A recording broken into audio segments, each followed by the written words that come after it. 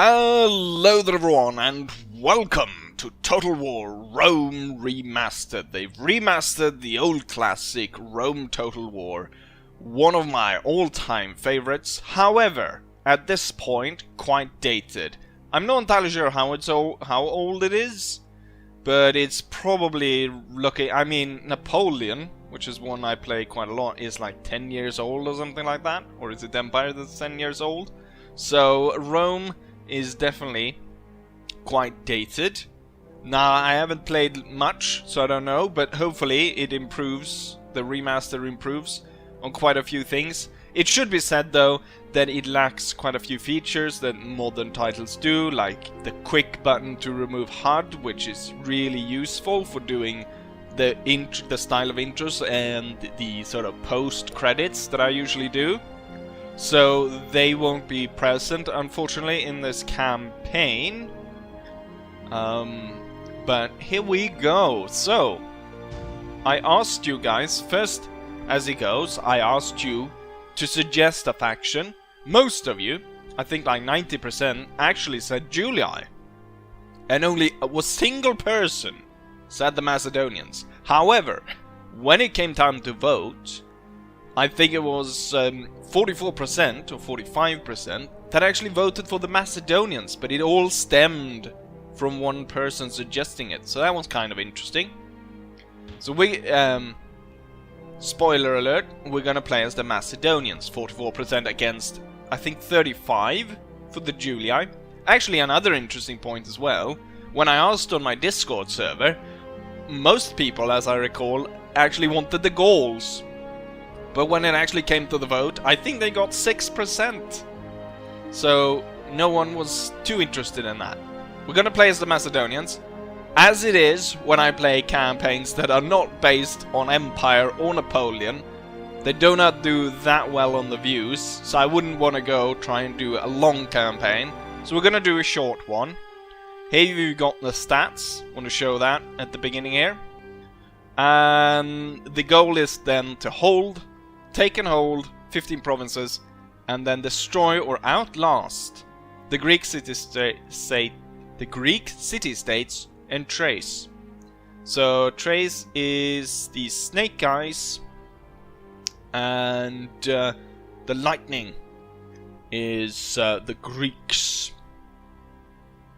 Many hoplite phalanx, including Spartans, missile support, but limited cavalry choice. And for the Thracians, good choice of hoplite phalanx and barbarian close quarter specialist, but limited cavalry. So it's a limited cavalry for everyone. How good then that the Macedonians have a powerful cavalry in the companion cavalry, as I recall, and we've got hoplite and pike phalanx. The important thing about the Macedonians is, I believe, for their pike phalanx actually outranges all the other phalanx. So for the good phalanx units, we actually outreach the enemy. But enough talking. Let's get into the campaign, shall we? Let's get our foot in and start the reconquest of the great Alexander.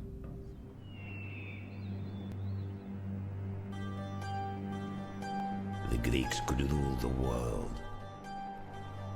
Alexander did. He took a Greek army to the far Indus. There was nothing left to conquer. The world was his. But Alexander is dead. His empire is gone. And so we live in evil days. The free men of Greece have turned on each other instead of their proper enemies, those who envy all that Greeks have done. Alexander must weep, if the dead weep. I would weep in his place, but I would also hope. The world turns. What was may come again. The fates still spin the web of men's lives. So now, perhaps the gods wish Greeks to be great again.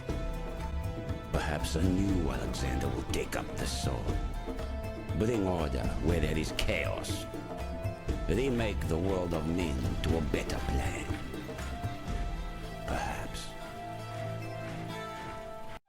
And here we are on the campaign map, and this definitely brings some memories back.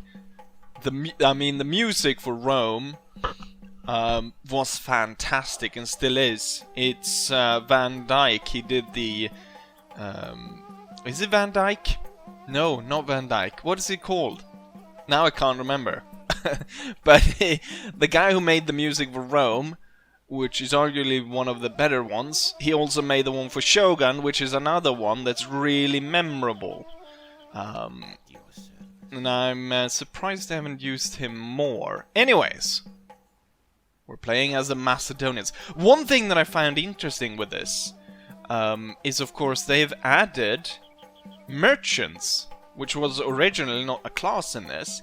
However, merchants was a class in Medieval 2, so I'm wondering if that's kind of a hint that they're going to do Medieval 2 as a remaster in the future, which would be interesting as well, and I think a lot of people will like that.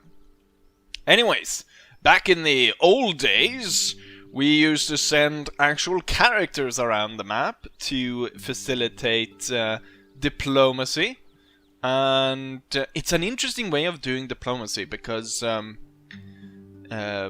influence of the character that's actually doing the diplomacy actually counts for it. So if you have a low-skilled diplomat, it's less likely that your agreement is gonna stick, as it were. We're gonna start off by setting up a bit of trade with the Greek city-states.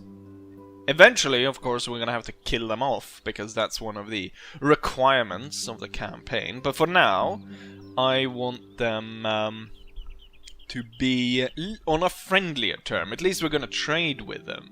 At least until the point where I've taken out Athens.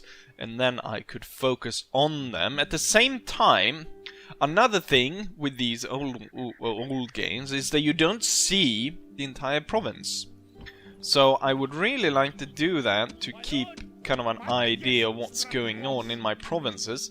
So we're gonna send this general out, and we're gonna build a tower up in the north, so I can actually kind of see what's going on there, if there are rebels that turn up and whatnot. My spy is not... I'm gonna send him out to kind of scout this area. Okay, so what do we have here? We have the faction leader of the Thracians. 60-year-old man. Quite a few units. Flaxman.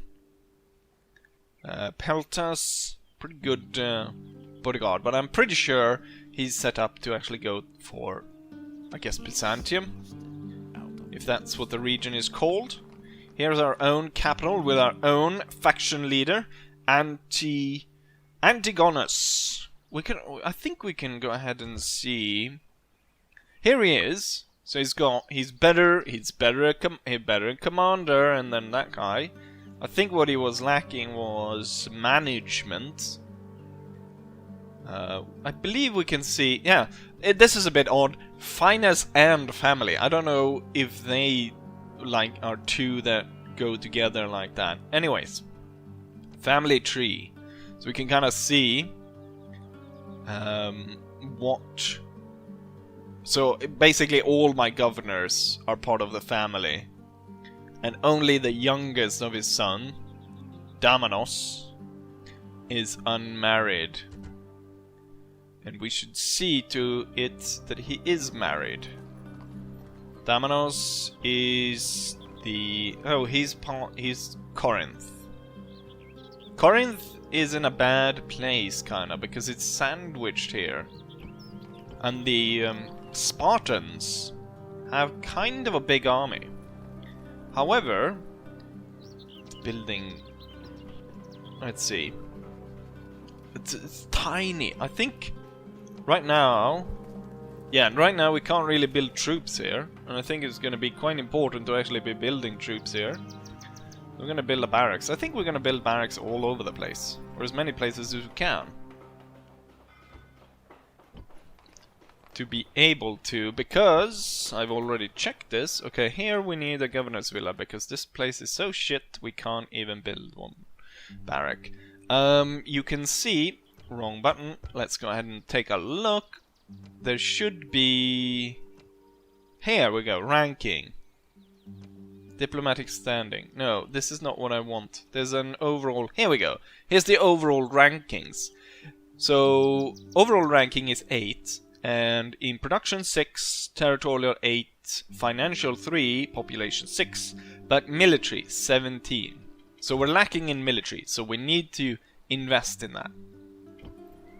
As I want to move as quickly as possible down to Athens and take it out, I'm gonna board ships. And we're gonna use this ship to quickly traverse along the coast and then land here to attack the city, and then I can draw on troops from these settlements. I'm not gonna be needing cavalry to defend the city, and it would be nice to have some extra archers to attack the town. And I'm gonna be a little bit bold and actually take some militia hoplites with me as well. We'll leave one. We'll move down here. So that's for the first turn here. And everything seems to be going rather nice right now. Let's go ahead and end turn and see if there are any upsets to my plans. As the end turn rolled on, I had the time to take a look at it. It is Jeff Van Dyke that did the music, so I was not that far off. It's the winter of 270 BC, and we are about to build a watchtower on our most northern border. And as we do that, we can see a diplomat on its way from the Dacians up north. We're gonna move back, and we also have a Thracian diplomat on the way. I'm gonna see where the Thracian general is going. Yeah, he is going to Byzantium. There's yet another settlement over there, and oh, look at that, the Greek city-states control this area. Oh yeah, they control a lot of different areas, as I recall. Because they hold one on Sicily as well, don't they? And they've moved out. And they've built a tower right there to keep an eye on things. At the same time, our army comes ashore, we merge the forces, and we lay siege to the town. So, one of these to sap a hole in the wall could be rather nice, as we have... But the thing is, they would be easily... That hole would be easily defended by enemy hoplites. However, it's mostly militia hoplites. I think that will be fine. So we'll take one of those, just because it's an odd and unusual way that's... not really seen in the modern ones. Maintain siege. And the fleet can go ahead and discover what's going on over here.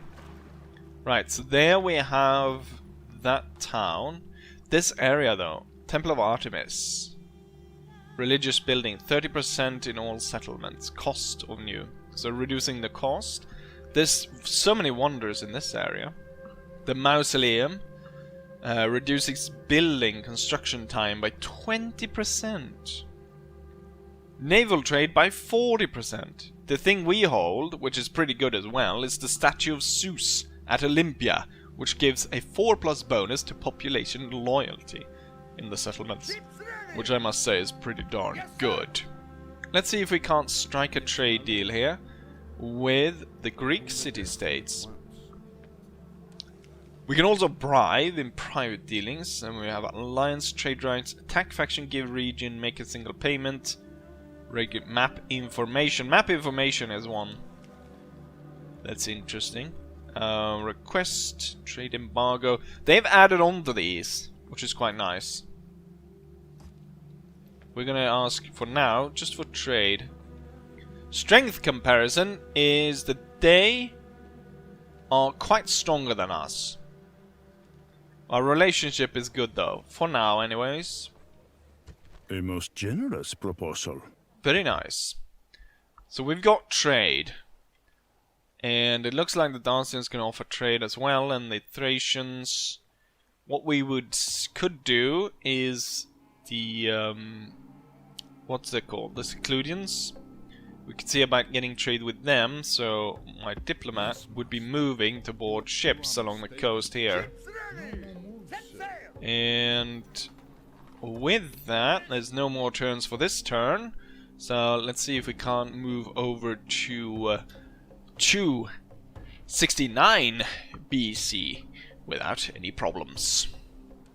And so before my governor in the north is able to return to town, he is confronted by the Dacian diplomat, and they offer trade rights and map information. So we will be seeing, they will be giving us the information of all the towns and everything they've seen up to this point, which is really good. And I will gladly accept this offer.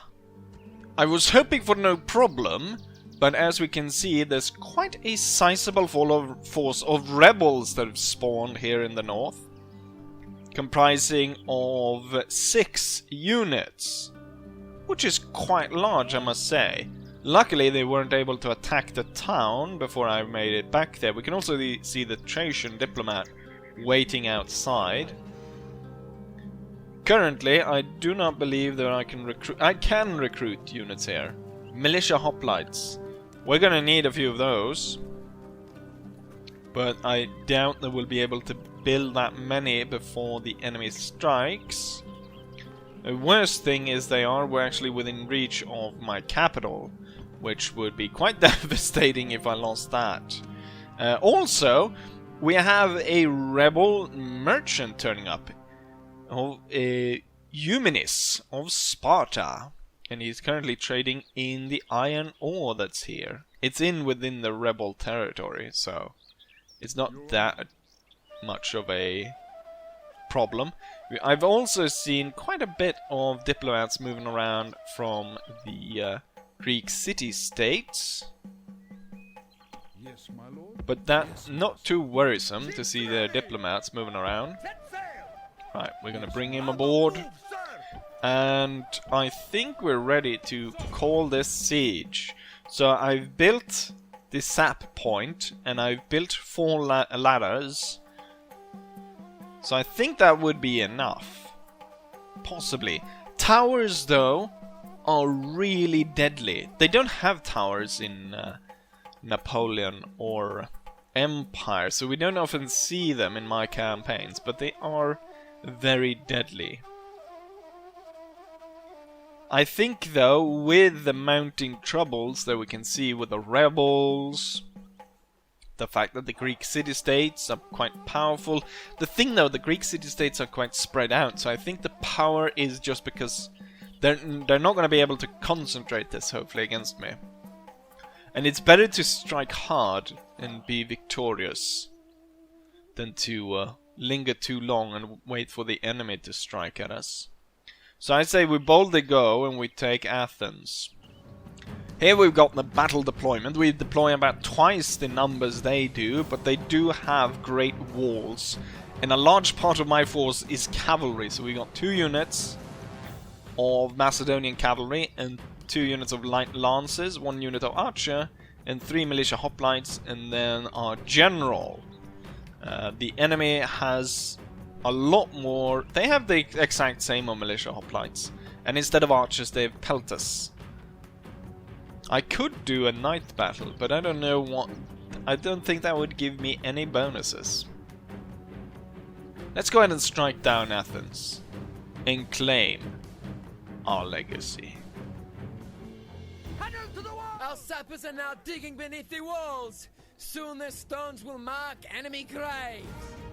Just as the walls are starting to crumble, the pelters decide to move to defend that part of the wall. And there we go. One thing that I can see here is the pathfinding is kind of just as shit as it was in the original one. The walls are taken. Time to form a phalanx to repel the enemy's phalanx.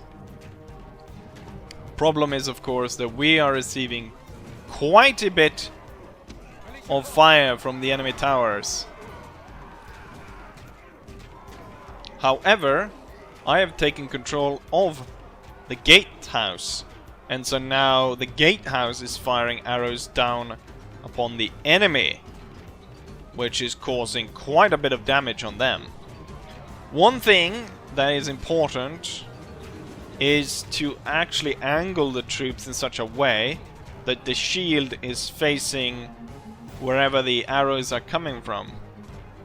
This unit will be routed and destroyed if I don't go ahead and capture this tower.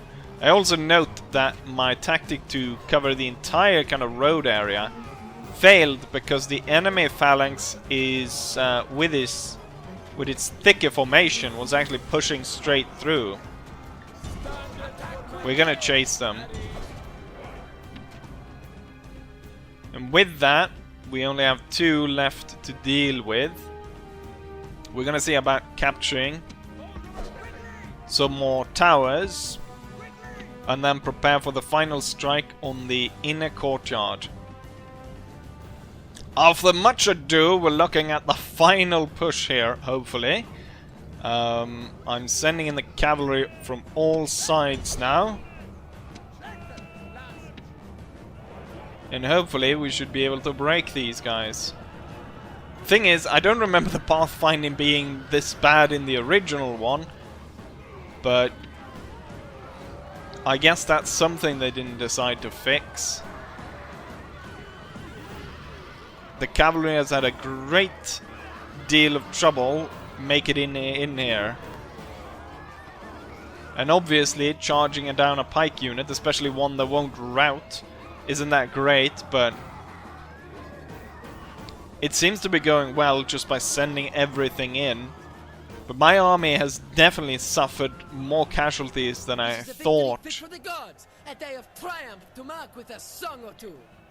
We did win the battle though, and we hold Athens, which I do think is quite the prize.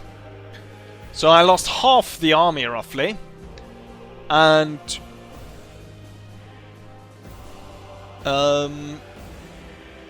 soldiers remaining. No, we did not lose half. Losses are not counted on this side. It just says soldiers deployed, what we inflicted on the enemy, and then what is remaining. So we lost 500, so a third. A little more than a third of my army died, while of course everyone on their side died. Casualties healed for the militia hoplite in this militia hoplite. Unfortunately, none of my really good cavalry units got. No experience gained. Not entirely sure how much of that siege I showed, as it was quite a long siege. We're gonna occupy it, as this is gonna be kind of the Greek area is gonna be a core area of our empire. So we're gonna occupy it rather than enslave or exterminate. I did lose a lot more manpower than I thought I would, which wasn't very great. This needs to be repaired. And the troops need to be retrained. The ones we can. The cavalry, unfortunately, we cannot retrain here. I can retrain some of the militia pikemen. What we're gonna see about doing further here is the militia pikemen is really not a unit I can rely on, as what I saw in the siege. So we definitely need to work on these barracks and make sure that we get some of these. The levy pikemen has poor morale as well, but I don't think they have as poor as the militia. So these guys have 2 in morale. Oh, they have the same morale. Oh, interesting. The peasants have no morale, 0 points. Light lancers have 8.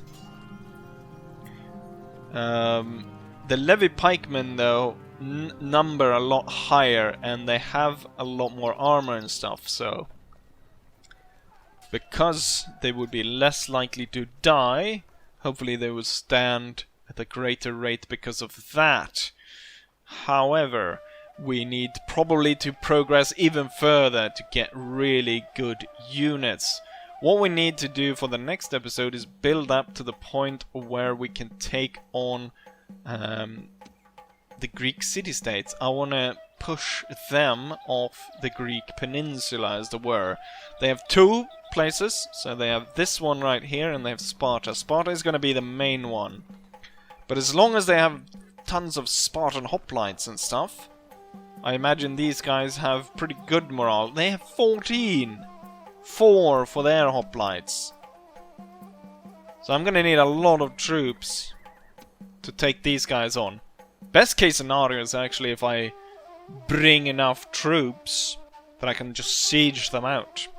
Anyways, this is the start of the Macedonian campaign. I hope you guys enjoyed it, and hopefully I'll see you guys for the next one. Bye.